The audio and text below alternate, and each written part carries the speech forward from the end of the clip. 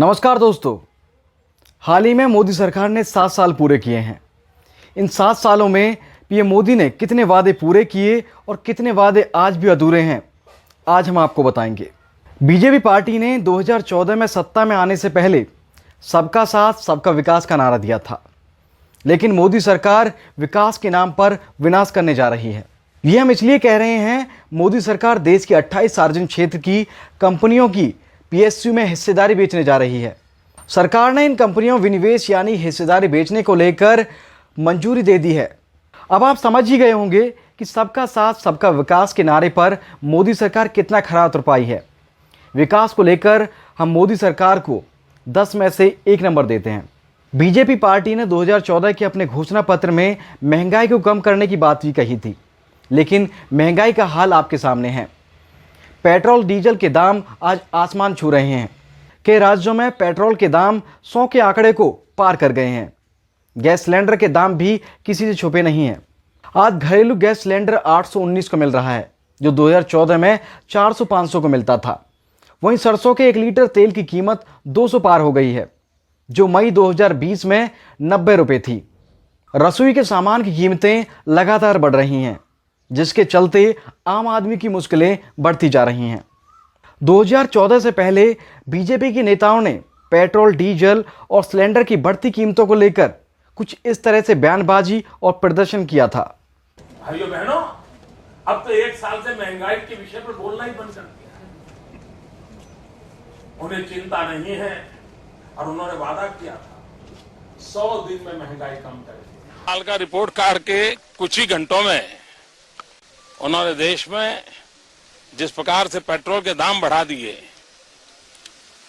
ये दिल्ली सरकार की शासन चलाने की नाकामयाबी का जीता जागता सबूत है। सोनिया जी, मनमोहन जी, आपकी सरकार महंगाई क्यों नहीं रोक पा रही? आज भी गैस के सिलेंडर में बिना सब्सिडी के 26 रुपए के दाम में और वृद्धि हो गई है। महंगाई को कम करने के मामले में भी मोदी सरकार विफल रही है। इसलिए महंगाई के मामले में मोदी सरकार को 10 में से 2 नंबर मिलते हैं।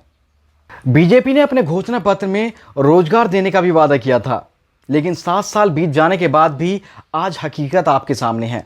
2020 में रातों रात लॉकडाउन लगा दिया गया, जिसके चलते लाखों लोग बेरोजगार हो गए। लोगों को आज भी उसका हर्जाना चुकाना पड़ रहा है। मोदी राज में बेरोजगारी दर तेजी से बढ़ रही है, जो चिंता का विषय है। बहुत बुरा लगता है। नौकरी तो कर ले, पर नौकरी है कहाँ? और वो हमसे कहते कि हमको वोट दो। तुमने हमको कहा दिया जो हम तुमको वोट दें? पड़े आए वोट मांगने वाले, युवाओं को बेरोजगार रखने वालों, जनता माफ नहीं करेगी।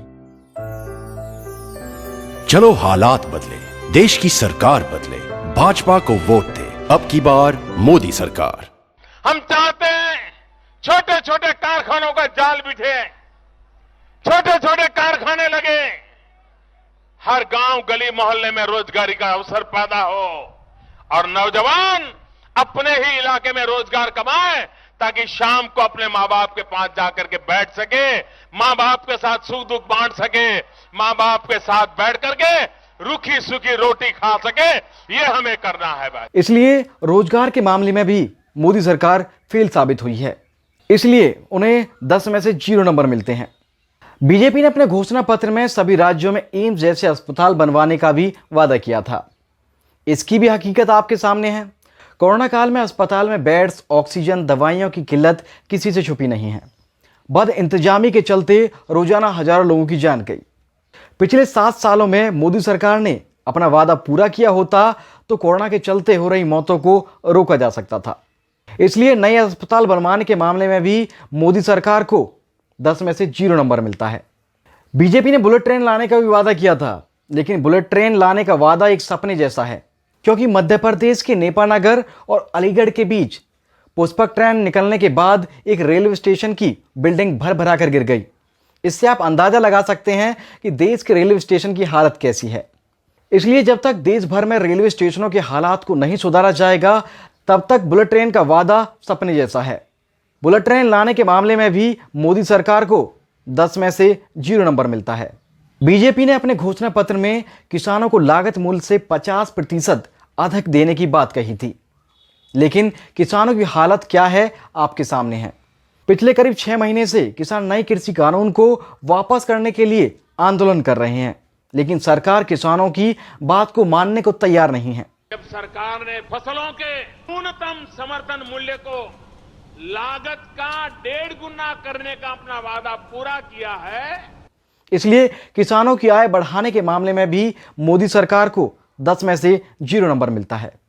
बीजेपी ने अपने घोषणा पत्र में सभी गांवों को इंटरनेट से जोड़ने की बात कही थी, लेकिन इंटरनेट तो दूर की बात, आज भी कुछ गांव में लोगों को अपनी मूलभूत सुविधाएं नहीं मिल पा रही हैं, जैसे शिक्षा, चिकित्सा, बिजली, पानी, सड़क का आज भी अभाव है। इसलिए गांव को इंटरनेट से जोड़ने के मामले में भी बीजेपी सरकार को 10 में से 0 नंबर मिलते हैं। बीजेपी ने अपने घोषणा पत्र में क्राइम को कम करने और कानून व्यवस्था बनाए रखने का वादा किया था, लेकिन 7 साल बीत जाने के बाद भी मोदी सरकार क्राइम को कम नहीं कर सकी। आज भी दिन दहाड़े लोगों को मौत के घाट उतार दिया जाता है। साथ ही रेप और चोरी के मामले आज भी टीवी और अखबार की सुर्खियां बन रहे हैं। इसलिए क्राइम को कम करने के मामले में भी मोदी सरकार फेल रही है, इसलिए उसे 10 में से 0 नंबर मिलते हैं। बीजेपी ने अपने घोषणा पत्र में भ्रष्टाचार को कम करने का भी वादा किया था, लेकिन आज भी सरकारी काम के लिए लोगों को रिश्वत देनी पड़ रही है। ज्यादातर सरकारी विभाग में सुबह से लेकर शाम तक लोगों की लंबी लाइन देखने को मिलती है। इन लाइनों से बचने के लिए कुछ लोग रिश्वत देकर अपना काम जल्दी करा लेते हैं। इसलिए हम कह सकते हैं कि भ्रष्टाचार को रोकने में भी सरकार कामयाब नहीं हुई है। इसलिए भ्रष्टाचार के मामले में भी मोदी सरकार को 10 में से 2 नंबर मिलते हैं। बीजेपी ने अपने घोषणा पत्र में काले धन को वापस लाने की भी बात कही थी, लेकिन 7 साल बीत जाने के बाद भी काला धन तो वापस नहीं आया। लेकिन नोटबंदी के फैसले के चलते लोगों के पास जो भी जमा पूंजी थी वो भी चली गई। अरे एक बार ये जो चोर लुटेरों के पैसे विदेशी बैंकों में जमा है ना, उतने भी हम रुपये ले आए ना, तो भी हिंदुस्तान के एक एक गरीब आदमी को मुफ्त में 15-20 लाख रुपए यूं ही मिल जाएगा। काला धन वापस लाने के मामले में भी सरकार को 10 में से 0 नंबर मिलते हैं। हर व्यक्ति के पास पक्का घर होगा, बीजेपी ने यह भी वादा किया था, लेकिन मोदी सरकार अपने इस वादे पर भी खरी नहीं उतर सकी।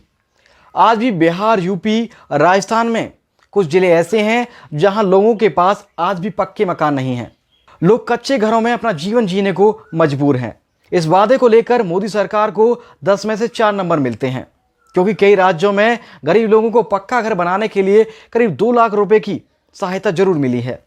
बीजेपी ने शिक्षण संस्थानों को विश्व स्तरीय बनाने का वादा किया था, लेकिन देश भर के शिक्षण संस्थानों को मॉडर्न बनाना तो दूर की बात, सरकारी संस्थानों में आज भी टीचरों की कमी देखने को मिलती है।